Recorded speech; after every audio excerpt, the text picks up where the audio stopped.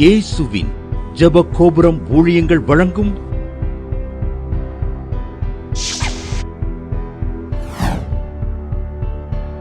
நம்பிக்கையிலே சந்தோஷமாயிருங்கள்.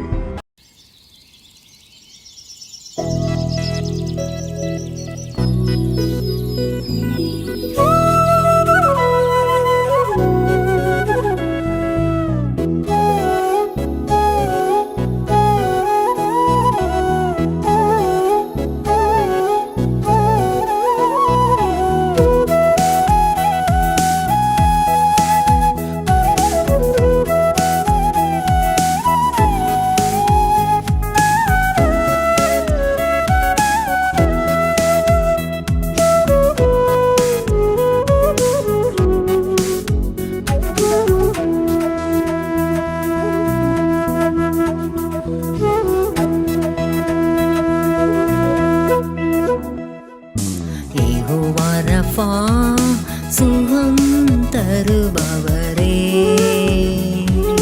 பலன் தருபவரே, யெகோவா ரஃபா சுகம் தருபவரே, பலன் தருபவரே.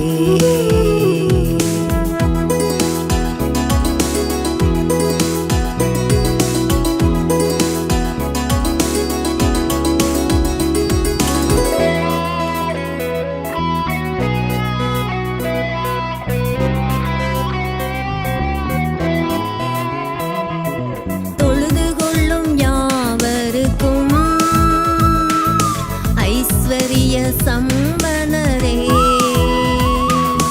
தொழுது கொள்ளும் யாவருக்கும் ஐஸ்வரிய சம்பனரே, ஐஸ்வரியம் கனமகிமை உம்மாலே வருகிறது, ஐஸ்வரியம் கனமகிமை உம்மாலே வருகிறது, இயேசுவே உம்மாலே வருகிறது. யெகோவா ரஃபா சுகம் தருபவரே, பலன் தருபவரே, யெகோவா ரஃபா சுகம் தருபவரே, பலன் தருபவரே.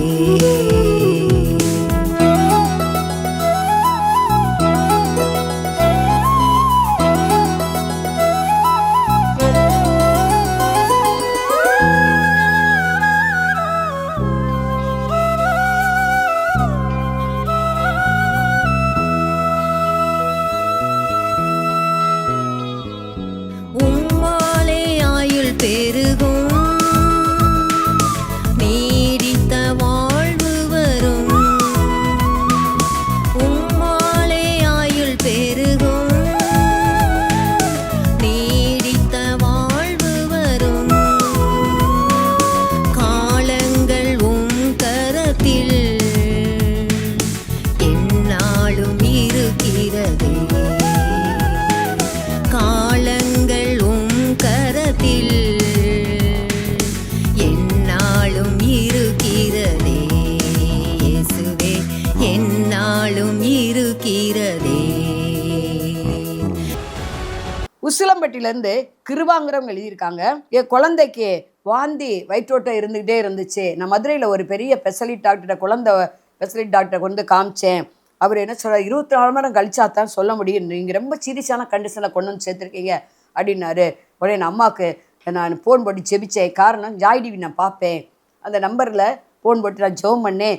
கத்தரை வந்து ஜெபிச்ச நிமிஷமே அந்த ஆஸ்பத்திரியில் இந்த குழந்தை மேலே தெய்வ வல்லமை இறங்குச்சு. உடனே அவள் க்யூர் ஆகிட்டா, வாந்தி ஸ்டாப் ஆயிடுச்சு, இப்போ நல்லா ஆகிட்டா. மறுநாள் எங்கள் வீட்டுக்கு டிஸ்சார்ஜ் பண்ணி போயிட்டோம். கத்தரை நாம மயப்படுவார்னு எழுதியிருக்காங்க. நம்பிக்கையிலே சந்தோஷமாயிருங்கள். இந்நிகழ்ச்சியை பார்க்கிற யாவருக்கும் இயேசுவின் நாமத்தினால இனிய வாழ்த்துக்களை தெரிவித்துக் கொள்கிறேன். செய்திக்கு நேராக கடந்து செல்வோமா? சங்கீதம் 127 அதிகாரம் 1வது வசனம். கர்த்தர் வீட்டை கட்டாராயில் அதை கட்டுகிறவர்களின் பிரயாசம் விருதா. நன்றாய் கவனிங்க. இந்த வேத வசனத்தில் நம்ம பார்க்கிறோம், கர்த்தர் வீட்டை கட்டாராயில் அதை கட்டுகிறவர்களின் பிரயாசம் விருதா.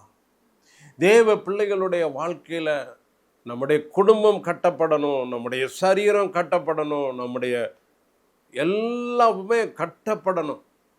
நல்லா கவனிங்க. நம்முடைய வாழ்க்கை கட்டப்பட வேண்டுமானா, நம்முடைய குடும்பம் கட்டப்பட வேண்டுமானா, நம்ம நடத்துகிற சபைகள் கட்டப்பட வேண்டுமானா, அப்பா கட்டணுங்க.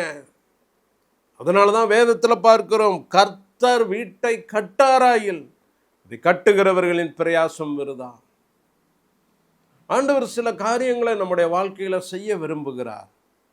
முதலாவது நாம் பார்த்தோமானா, சங்கீதம் 28வது அதிகாரம் 5வது வசனத்தை வாசித்தோமானா, அவர்கள் கர்த்தருடைய செய்கைகளையும் அவர் கரத்தின் கிரியைகளையும் கவனியாதபடியால் அவர்களை இடித்து போடுவார், அவர்களை கட்ட மாட்டார். இந்த வசனத்திலே நம்ம பார்க்கிறோம், அவர்கள் கர்த்தருடைய செய்கைகளையும் அவர் கரத்தின் கிரியைகளையும் கவனியாதபடியால்.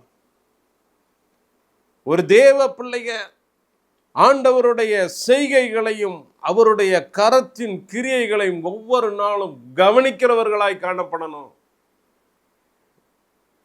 இந்த கவனிக்கிற குணம் நமக்கு இல்லைன்னு சொன்னா, வேதம் கூறுகிறது, அவர் இடித்து போடுவார், அவர் கட்ட மாட்டார். ஒவ்வொரு நாளும் ஆண்டவருடைய செய்கைகளை கவனிக்கணுங்க. அவருடைய கரத்தின் கிரியைகளை நம்ம கவனிக்கணும். கவனிச்சு ஆண்டவருக்கு நன்றி சொல்லணும்.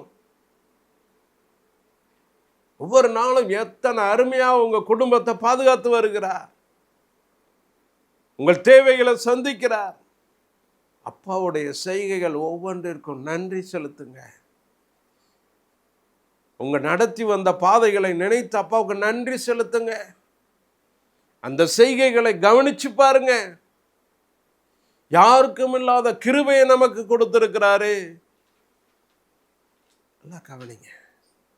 இந்த செய்கைகளை, அவருடைய கரத்தின் கிரியைகளை நம்ம ஒவ்வொரு நாளும் கவனிக்க என்னதான் நம்முடைய வீடு இடிந்து கிடந்தாலும், நம்முடைய குடும்பம் இடிந்து கிடந்தாலும் மறுபடி ஆண்டவர் கட்டுவார். அதனாலதான் அப்பா சொல்லுகிறார், கவனிங்கப்பா. ஒரு நாளும் கவனிக்கணுங்க. இந்த கவனிக்கிற குணம் நமக்கு வேணும். ஆண்டவர் நம்மளை நடத்தி வந்தாரே, எப்படி அடிமைத்தனத்தில் நம்ம காணப்பட்டோம், எப்படி உளையான சேற்றில் நம்ம காணப்பட்டோம். ஏன் நம்மளை வேறு பிரித்தா? நம்மளை விட திறமசாலி எவ்வளவோ பேர் இருக்காங்களே, நம்மளை விட ஐஸ்வர்யவான்கள் எவ்வளவோ பேர் இருக்காங்களே, நம்மளை விட படித்து பேர் பெற்றவங்க எவ்வளவோ பேர் இருக்காங்களே. அவங்களெல்லாம் விட்டுட்டு ஒன்றுமில்லாத நம்மளை தெரிந்து கொண்டாரேங்க. ஞானமில்லாத நம்மளை தெரிந்து கொண்டாரே. ஏன் தெரிந்து கொண்டார்? எந்த நிலைமையில நம்மள இருந்தோம், எந்த நிலைமைக்கு நம்மளை இப்போ வச்சிருக்கிறாரு. ஒவ்வொரு நாளும் அவருடைய செய்கைகளை பார்க்கணுங்க, செய்கைகளை கவனிக்கணும். அவருடைய கரத்தின் கிரியைகளை ஒவ்வொரு நாளும் நம்ம உணரணும். அதை உணர்ந்து அதை கவனிச்சு ஆண்டவருக்கு நன்றி செலுத்தணுங்க. பா, நீங்க என்ன வணைய ஒப்பு கொடுக்குறேன்ப்பா, உங்க கரத்துல ஒப்பு கொடுக்குறேன்ப்பா, உங்க கரத்தின் கிரியைகளாக நான் காணப்படணும்ப்பா, உங்க சித்தம் போல என்னை வணைங்கப்பான்னு சொல்லி அப்பாவுடைய கரத்துல நம்ம ஒப்பு கொடுக்கும்போது அப்பா அழகா வணைந்து நம்மளை மறுபடியும் கட்டுவார், நம்முடைய குடும்பத்தை கட்டுவார், மறுபடி கட்டுவார், உங்க வீட்டை கட்டுவாருங்க. நல்லா கவனிங்க. அப்பா நம்மளை கட்டணும். அப்பா கட்டாம நம்மளா கட்ட ஆரம்பிச்சோன்னு வச்சுங்களேன், அது விருதான வேதம் கூறுகிறது. நல்லா கவனிங்க. இரண்டாவது ஒரு வார்த்தை, யாத்திராகமம் 3வது அதிகாரம் 5வது வசனத்துல நம்ம வாசித்தோம்னா, யாத்திராகமம் 3வது அதிகாரம் 5வது வசனத்துல மோசேயை பார்த்து ஆண்டவர் சொல்லுகிறார், ஒரு முட்செடியின் நடுவில் ஆண்டவர் தரிசனமாகிற போது, அந்த முட்செடி எரிந்து கொண்டு இருக்கும்போது, அது பிரகாசமாக எரிந்தும் அது வெந்து போகாமல் காணப்படும் போது மோசே அந்த பிரமிப்பை கண்டு நடந்து முன்னாடி போகும்போது அப்பா மோசேயை பார்த்து சொல்லுகிறார், 5வது வசனத்தில் வாசித்தோமானா, அப்பொழுது அவர், இங்கே கிட்டி சேராயாக, உன் கால்களில் இருக்கிற பாதரட்சியை கலட்டி போடு, நீ நிற்கிற இடம் பரிசுத்த பூமி. உன் கால்களில் இருக்கிற பாதரட்சியை கலட்டி போடு, நீ நிற்கிற இடம் பரிசுத்த பூமி. ஏன் ஏன் அப்பா இந்த வார்த்தையை சொன்னார்? நல்லா கவனிங்க. அந்த நாட்கள்ல இஸ்ரவேலருக்குள்ள ஒரு காரியம் காணப்பட்டது. அதை நாம் ரூத் 4வது அதிகாரத்தில் நம்ம போவாசை குறித்து வாசிக்கும் போது நம்ம பார்க்கலாம். ரூத் 4வது அதிகாரம் 7வது வசனத்திலிருந்து நம்ம வாசித்தோமானா, அங்கு போவாஸ் ஒரு காரியம் செய்கிறார். தன்னுடைய பாதரட்சியை கலட்டி போட்டு ரூத்தை தன்னுடைய சுதந்திரவாளியை தெரிந்து கொள்கிறார். நல்லா கவனிங்க. அப்பா ஏன் மோசைய பாதரட்சியை கலட்டி போட சொன்னார் தெரியுமா? எப்பா, நீ இதுதான் என் சுதந்திரம்னு நீ நினைக்கிறேலப்பா, பூமிக்குரிய சுதந்திரம் உனக்கு இல்லப்பா, நானே உனக்கு சுதந்திரம்ப்பா. நீ நிற்கிற இடம் பரிசுத்த பூமிப்பா, அந்த பாதரட்சியை கலட்டி போடுப்பா, நீ என்னுடைய சுதந்திரவாளி, என்னுடைய சுதந்திரத்தில் நீ பங்கடையணுமானா உன் கால்களில் இருக்கிற பாதரட்சியை கலட்டி போடுப்பா, நீ என்னுடைய சுதந்திரத்தில் நீ பங்கடைன்னு சொல்லிதான் மோசேயை ஆண்டவர் அழைத்தார். நீங்களும் நானும் அப்பாவுடைய சுதந்திரத்தில் பங்கடையணுங்க. அப்பாவுடைய சுதந்திரத்தில் பங்கடையணும். பூமியில என்னதான் இருந்தாலும் செஞ்சாலும் எல்லாத்தையும் அப்பா, எந்த மேன்மைகள் இருந்தாலும் எந்த காரியம் காணப்பட்டாலும் உங்களுக்கு மேலே எதுவும் இல்லைப்பா, எல்லாமே நீங்கள் கொடுத்த கிருபைப்பான்னு சொல்லுங்க. எந்த உயர்வுகள் வந்தாலும் இதெல்லாம் நீங்கள் கொடுத்த கிருபைப்பா, என் பிள்ளைகள் நீங்கள் கொடுத்த கிருபைப்பா, இந்த சொத்து சுகங்கள் நீங்கள் கொடுத்த கிருபைப்பா சொல்லுங்க. ஒரு நாள் இதுதான் என் சுதந்திரம்னு சொல்லி அதை மேன்மையா நினைக்காதீங்க. அதனால தான் அப்பா சொன்னார் மோசேயை பார்த்து, அப்பா ஏன் ஏன் ஏன்னு சொல்றியே, அதெல்லாம் கலட்டி போடுப்பா. இது நம்மளால உண்டானதல்லங்க. அப்பா விரும்புகிறது காரியம் என்னன்னா, எப்பா நீ என்னுடைய சுதந்திரத்தில் நீ பங்கடையணும்பா, என் சுதந்திரத்தில் நீ பங்கடையணும். என் சுதந்திரத்தில் நீ பங்கடையணுமானா நீ செய்ய வேண்டிய காரியம், நீ எது மேலெல்லாம் ரொம்ப நாட்டமாக வச்சிருக்கிறியோ அதெல்லாம் கலட்டி போடுப்பா. அதுதான்ப்பா உன் பாதரட்சை, கலட்டி போடு, உன் மேன்மையை கலட்டி போடு. அதனால தான் பவுல் அப்போஸ்தலர் அழகாக சொன்னாருங்க, கிறிஸ்து இயேசுவுக்காக எல்லாவற்றையும் நஷ்டமும் குப்பையுமாக எண்ணுகிறேன்.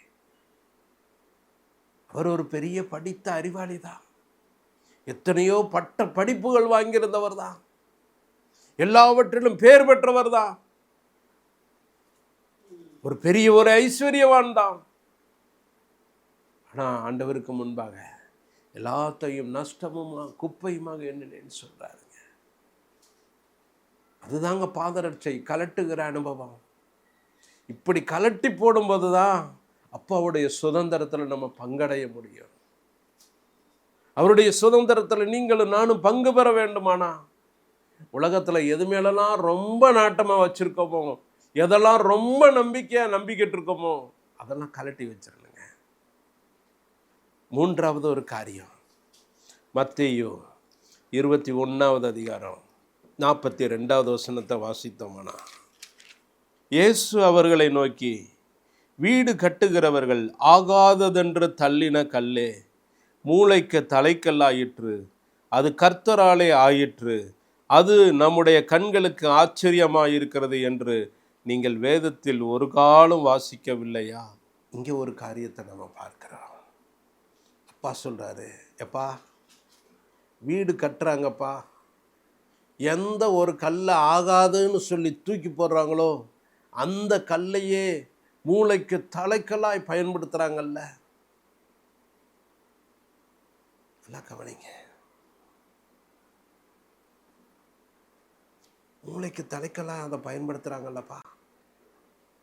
அதனால தான் ரோமர் 12வது அதிகாரம் 1வது வசனத்தில் நம்ம வாசிக்கிறோம். ரோமர் 12வது அதிகாரம் 1வது வசனத்தில், அப்படி இருக்க சகோதரரே, நீங்கள் உங்கள் சரீரங்களை பரிசுத்தமும் தேவனுக்கு பிரியமுமான ஜீவ பலியாக ஒப்பு கொடுக்க வேண்டும் என்று தேவனுடைய இரக்கங்களை முன்னிட்டு உங்களை வேண்டிக் கொள்கிறேன். இந்த சரீரம் அற்பமானது தான். இது கனமுள்ளதாய் மாறணுமானா ஆண்டவருக்கு பிரியமான ஜீவ பலியா நம்ம ஒப்பு கொடுக்கணுங்க. வீடு கட்டுகிறவர்கள் ஆகாதது என்று தள்ளின கல்லுதான். அது மூளைக்கு தலைக்கல்லாய் ஆகணும்னா அந்த வார்த்தையிலே நம்ம பார்க்கிறோம், அது கர்த்தராலே ஆயிற்று. நீங்க ஜனங்களால புறக்கணிக்கப்பட்டவங்களா காணப்படலாம், தள்ளப்பட்டவங்களா காணப்படலாம். இந்த தள்ளப்பட்ட பாத்திரம் தாங்க நிறைய இடத்துல ஆண்டவர் மகிமையா பயன்படுத்துறாரு. பார்த்தீங்களா? தாவீத குடும்பத்தில் அற்பமா நினைச்சாங்க. தகப்பனே தான் பிள்ளைய மறந்த மாதிரி மறந்துட்டாரு. எல்லா பிள்ளைங்களுக்கும் சாமுவேல் கொடுக்குற விருந்துல பங்கு கிடைச்சாங்க. ஆனா தாவீது மாத்திராங்க காணப்படலைங்க. அற்பமா எண்ணப்பட்ட அந்த தாவீத ஆண்டவர் மகிமையா பயன்படுத்தினார்ல. நல்லா கவனிங்க. அதே போலதான் எலிசா தீர்க்கதரிசி, அவருடைய வீட்டில் நல்ல ஒரு பண்ணை வீடுதான். ஆனா என்னதான் தன்னுடைய சொந்த குமாரனாக இருந்தாலும் அவங்க அப்பா, டே நீ வாடா, நீ ஒன்றுக்கும் ஆக மாட்ட, நீ போய் அந்த ஏரை பிடிச்சி உழுப்பான்னு சொல்லி ஏர் பிடிச்சி உழுதாருங்க. அற்பமாக தாங்க நினைச்சாங்க. குடும்பத்தார் அற்பமாக தாங்க நினைச்சாரு. பேரண்ட்ஸ் அற்பமாக தாங்க நினைச்சாரு. ஆகாதது என்று தள்ளப்பட்ட கல்லை போல தான் காணப்பட்டாங்க. அவங்களதான் ஆண்டவர் மூளைக்கு தலைக்கெல்லாம் எடுத்து பயன்படுத்தினார். எலிசா தீர்க்கதரிசி இரட்டிப்பான வரத்தை உடையவராய் காணப்பட்டாருங்க. எலிசாவால நிறைய அற்புதத்தை ஆண்டவர் செஞ்சார். இன்னைக்கு தேவ பிள்ளைகளாகிய நம்முடைய வாழ்க்கையில நம்முடைய குடும்பம் கட்டப்பட வேண்டுமானா, நம்முடைய வீடு கட்டப்பட வேண்டுமானா, நம்முடைய வாழ்க்கை கட்டப்பட வேண்டுமானா, நம்முடைய சரீரங்களை ஜீவ பலியாக ஆண்டவருடைய கரத்துல ஒப்பு கொடுக்கணும்.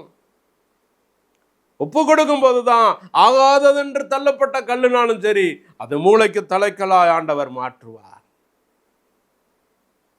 அவருடைய கரத்துல ஒப்பு கொடுக்க பாருங்க. ஒப்பு கொடுத்துருங்க. ஆண்டவரே, உம்முடைய கரத்துல ஒப்பு கொடுக்கிறேன் பான்னு ஒப்பு கொடுங்க.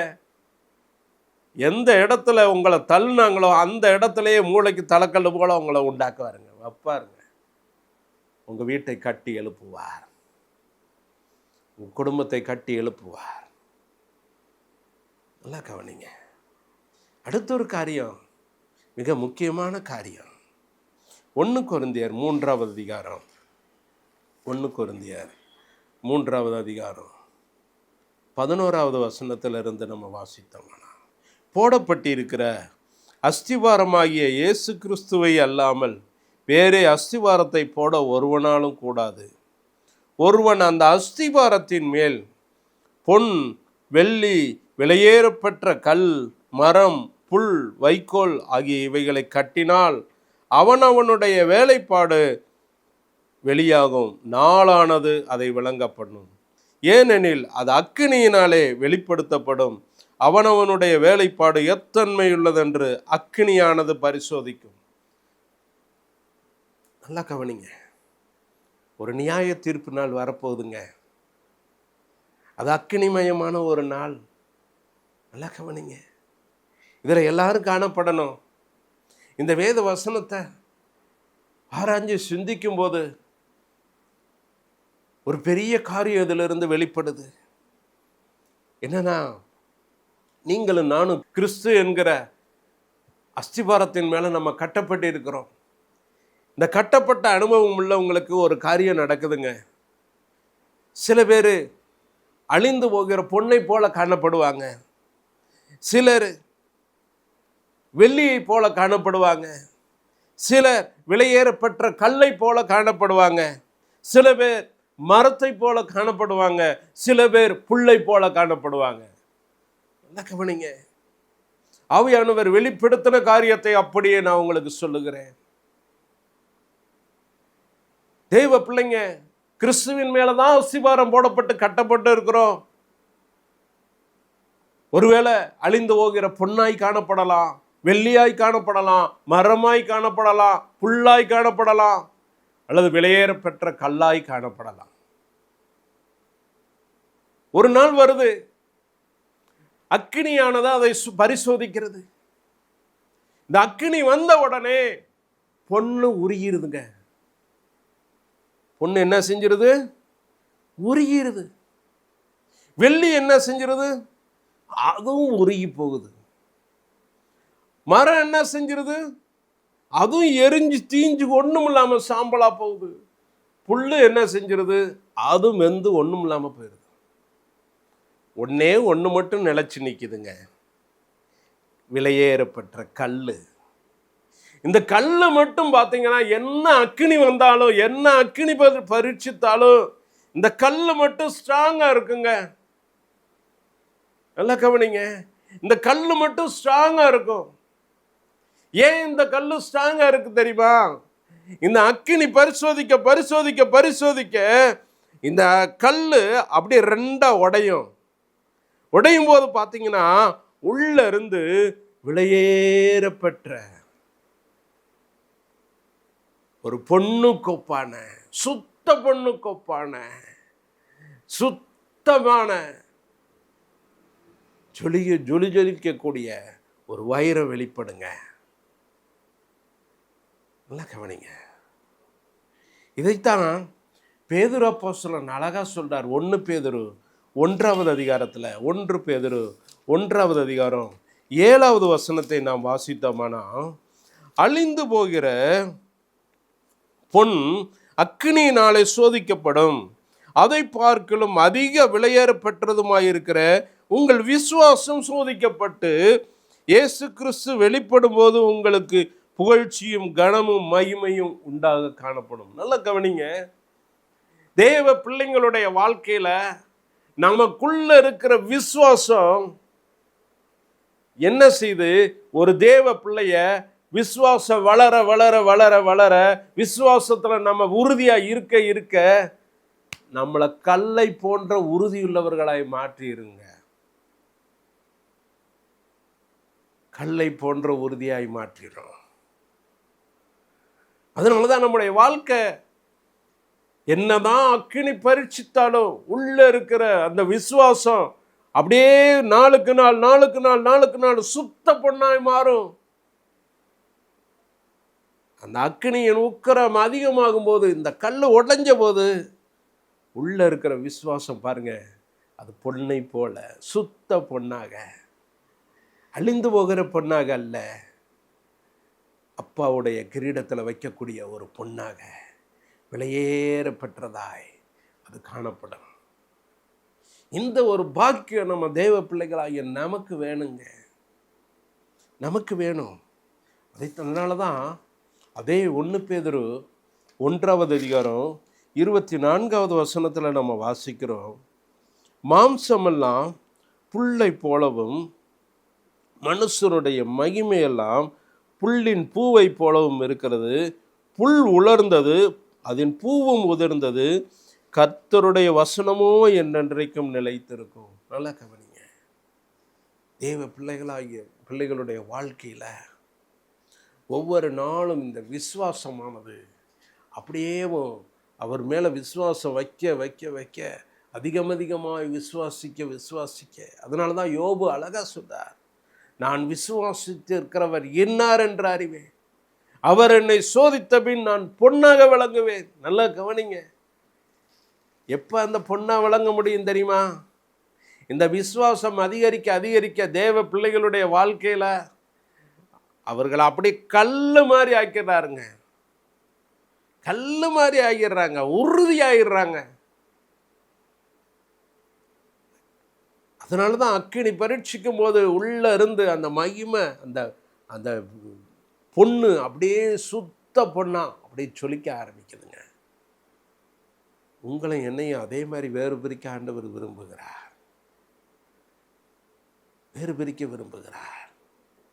இந்த காரியம் நமக்குள்ள காணப்படணுங்க. அழிந்து போகிற பொன்னை போல காணப்படக்கூடாது, வெள்ளியை போல காணப்படக்கூடாது, ஒரு மரத்தை போல காணப்படக்கூடாது, ஒரு புல்லை போல காணக்கூடக்கூடாது. ஒரு விலையேறப்பெற்ற கல்லாய் நாம் காணப்படணும். அப்பொழுதுதான் ஆண்டவர் நம்மை கட்டுவார், நம்மளை கட்டி எழுப்புவார். அந்த அஸ்திபாரத்தின் மேல கட்டுகிறவர்கள் ஒரு நாளும் என்ன மழை வந்தாலும் செஞ்சாலும் வீடு நிலைச்சு நிற்குங்க. அதனாலதான் அப்பா ஒரு உதாரணமா சொன்னாரு. ஒரு மனுஷன் மணல் மேல கட்டினா, ஒரு மனுஷன் பாறை மேல கட்டினா, பெருமழை வந்துச்சு, பெரும் புயல் அடிச்சிச்சு, அந்த கற்பாறையின் மேல இருந்த வீடு நிலைச்சு நின்றுச்சுங்க. மணலின் மேல் கட்டப்பட்ட வீடு அழிஞ்சு போச்சுங்க. நீங்களும் நானும் நிலைச்சு நிற்கணும்னா நம்ம வீடு ஆண்டவரால் கட்டப்பட வேண்டுமானா ஒவ்வொரு நாளும் அவருடைய செய்கைகளையும் அவருடைய கரத்தின் கிரியைகளையும் நம்ம கவனித்து பார்த்து அவைகளுக்கு நன்றி செலுத்துவோம். இரண்டாவது, அவருடைய கரத்தில் நம்மளை முற்றிலுமாய் ஒப்பு கொடுப்போம். மூன்றாவது, நம்முடைய மேன்மைகள், நம்முடைய உயர்வுகள் எல்லாத்தையும் ஒரு பாதரட்சியை போல, நம்முடைய பூமிக்குரிய சுதந்திரத்தை பாதரட்சியை போல கலட்டி போட்டு கிறிஸ்துவின் சுதந்திரராய் நம்ம மாறுவோம். அவருடைய பரிசுத்தத்தில் பங்காளியாய் மாறுவோம். அவருடைய சரீரத்தின் அவயவமாய் நம்ம மாறுவோம். நான்காவது, அந்த அக்கினியானது பரீட்சிக்கும்படி நம்ம பொறுத்திருப்போம். இவைகளை செய்யும்போது நம்முடைய வீடை ஆண்டவர் கட்டுவார், நம்முடைய குடும்பத்தை கட்டுவார். செபிக்கும்படி கண்களை மூடுவோமா? தகப்பனே, நீர் பேசின வார்த்தைகளுக்கு நன்றி சுவாமி.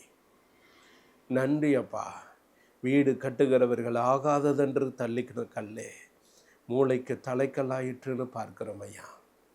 தகப்பனே, உமக்கு நன்றி சுவாமி. நன்றி அப்பா, நன்றி அப்பா.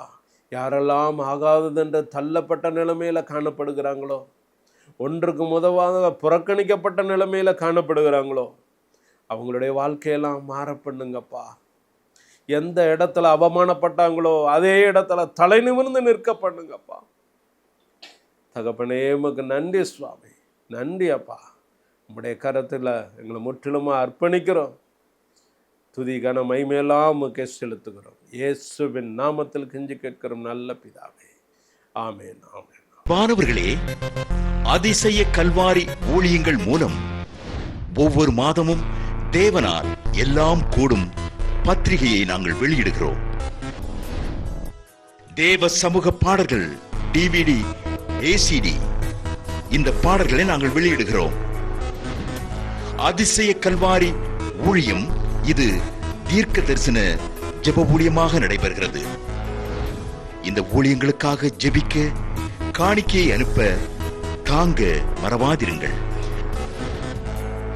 ஜெபிக்கிற, கொடுக்கிற, உழைக்கிற உங்கள் ஒவ்வொருவரையும் ஆண்டவர் தாமே ஆபிரகாமை ஆசீர்வதித்தது போல சகல விதத்திலும் உங்களை ஆசீர்வதிப்பாராக.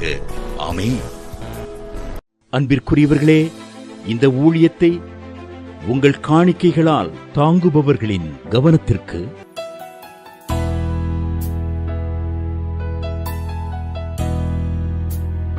ஜிபே மூலமாகவும் நீங்கள் தாங்கும்படி உங்களை பட்சமாய் கேட்டுக்கொள்கிறோம். எங்களுடைய ஜிபே எண்ணானது 9439308550.